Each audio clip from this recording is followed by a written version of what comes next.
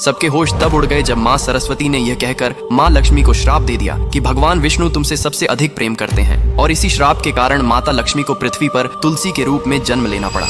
कहानी उस समय की है। वैकुंठ लोक में माँ सरस्वती, लक्ष्मी और गंगा देवियां में बहस हो गई कि तीनों देवियों में से भगवान विष्णु सबसे ज्यादा प्यार किसको करता है, क्योंकि सरस्वती ज्ञान, विद्या और कला की देवी थीं, लक्ष्मी धन, वैभव और समृद्धि की देवी, और गंगा पवित्रता, शांति और शुद्धता की थीं। भगवान विष्णु तीनों का समान आदर और सभी से समान प्रेम रखते थे, लेकिन तीनों देवियों के मन में यह प्रश्न उठने लगा कि संसार में सबसे अधिक महत्व किसका है, ज्ञान का, धन का या पवित्रता का। यह विचार धीरे धीरे बहस में बदल गया। नारद मुनि भी वहां पहुंचे और अपने स्वभाव के अनुसार अलग अलग दृष्टिकोण रखकर बहस को और गहरा कर दिया।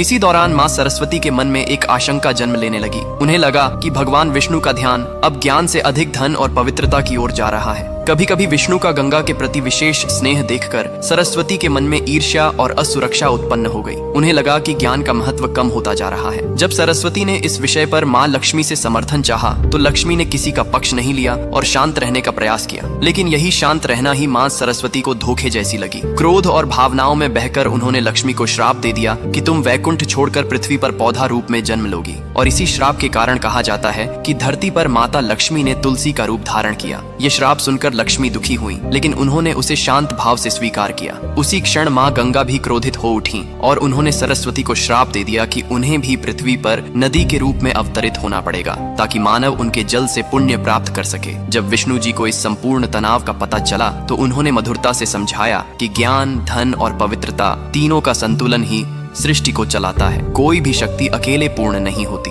धन और ज्ञान दोनों का मूल्य है, पर ज्ञान बिना धन का सही उपयोग नहीं कर सकता और धन बिना ज्ञान उपयोगी नहीं रहता। इसीलिए दोनों का संतुलन आवश्यक है। विष्णु ने लक्ष्मी को आश्वासन दिया कि पृथ्वी पर उनका तुलसी अवतार भी अत्यंत पवित्र और पूजनीय होगा, और सरस्वती व गंगा को भी उनके दिव्य उद्देश्य का बोध कराया। अगर आप मानते हैं कि जीवन में ज्ञान, धन और पवित्रता तीनों का संतुलन ही सच्ची सफलता है, तो कमेंट में लिखिए जय श्री हरि विष्णु।